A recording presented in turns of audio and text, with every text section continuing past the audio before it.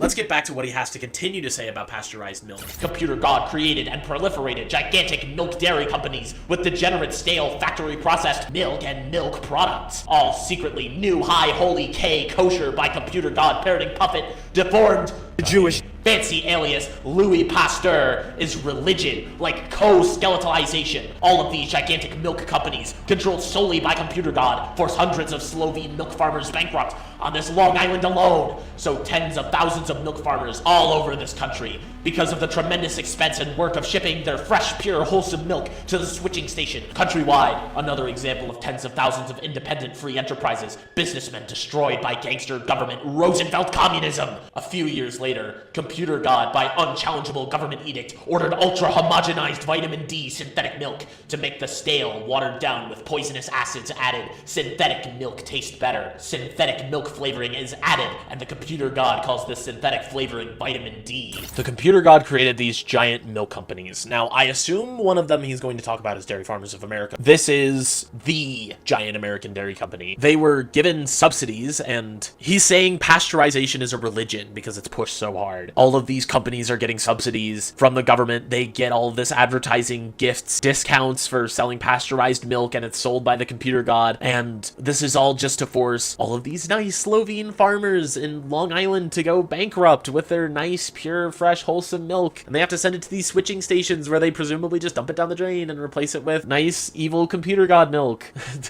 He also says that FDR destroyed a bunch of enterprises, which isn't wrong, considering Francis E. Deck is part of the camp that considers FDR, you know, the next thing since the American Joseph Stalin. I mean, I wouldn't put it past him. But at these switching stations, to make these synthetic milks taste better, you add these poisonous acids like vitamin D and all these other flavoring, which is weird to think about because we were always told, like, hey, this is like super concentrated vitamin D, and if you know, have so much as like a drop on your tongue, you just like bite it because of an overdose, which honestly kind of fits Francis's narrative. But I don't think drinking synthetic milk spiked with vitamin D is going to cause extremely thin bodies and slow development.